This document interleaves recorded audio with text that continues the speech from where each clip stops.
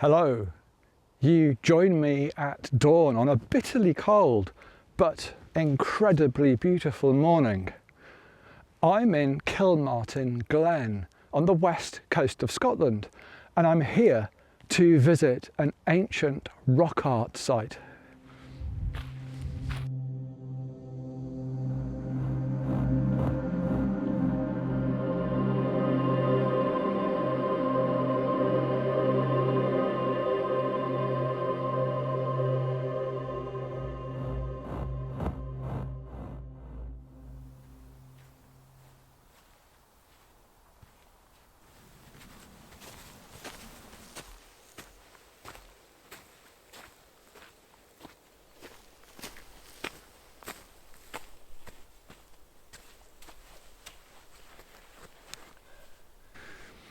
Well, isn't this amazing? I'm at Cairnbaan, and it's a fantastic example of cup and ring rock art.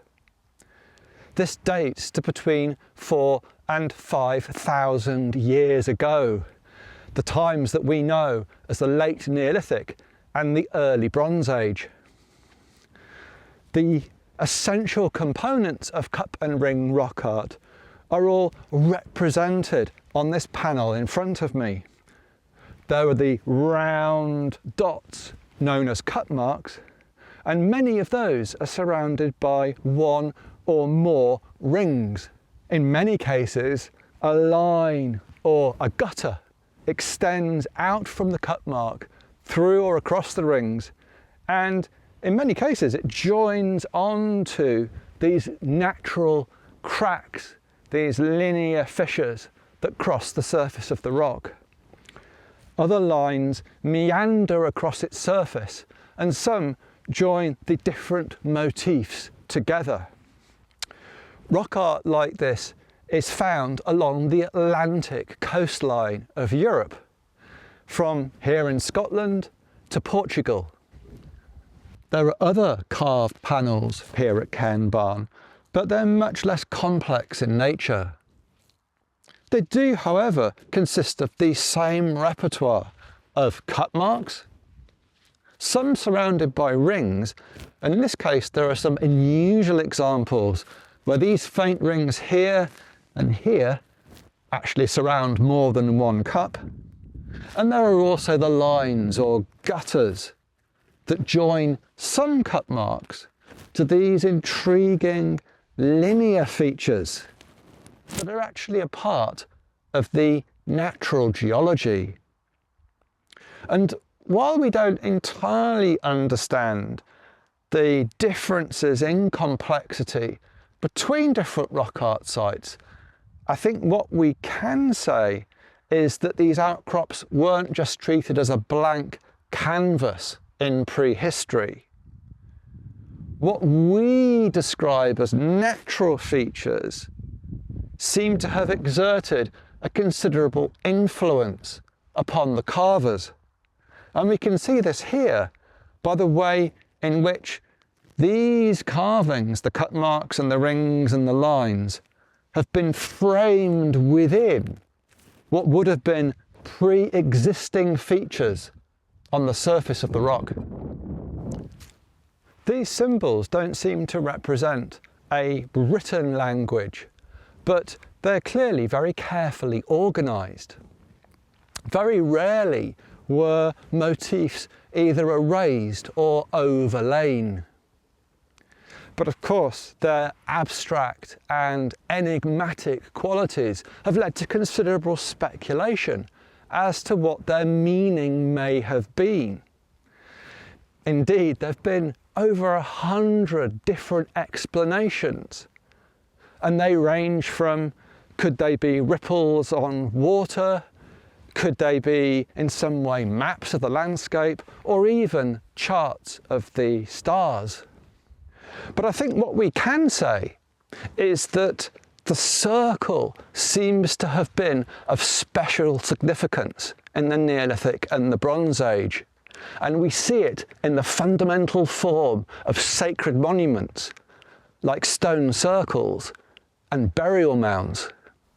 It's also important to explore their other qualities, such as how they were made or experienced. And we know from excavations in the Kilmartin area and beyond that many of these carvings were made using quartz pebbles used as hammerstones. And I think this adds a completely different dimension.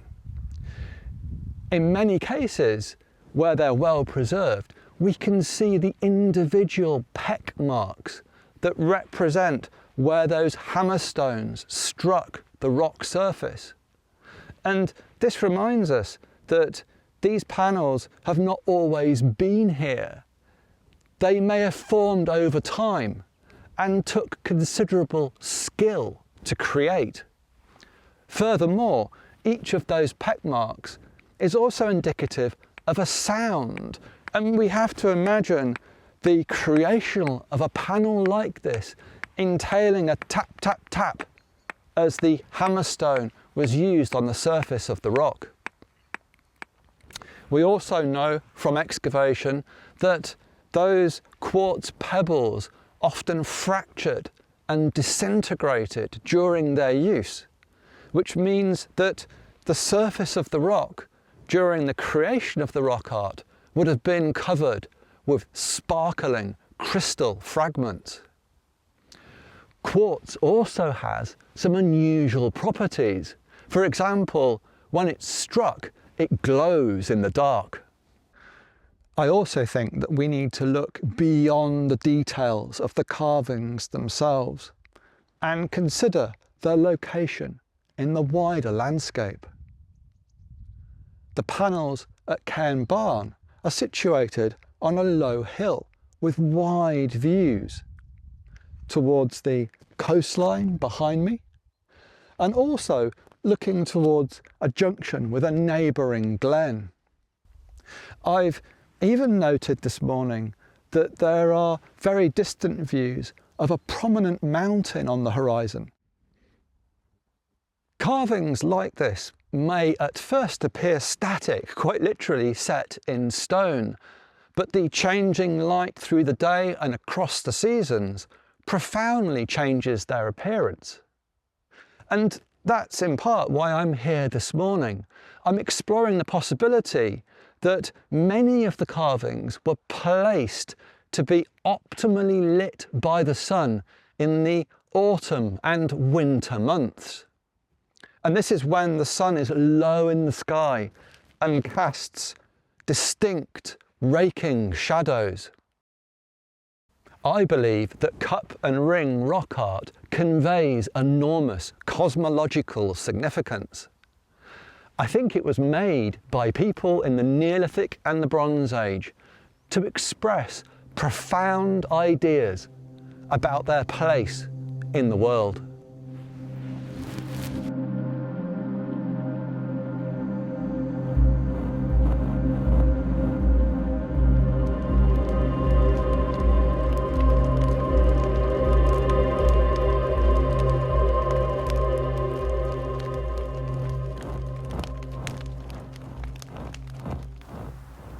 Many thanks for watching, and do let me know what you think about prehistoric rock art in the comments below.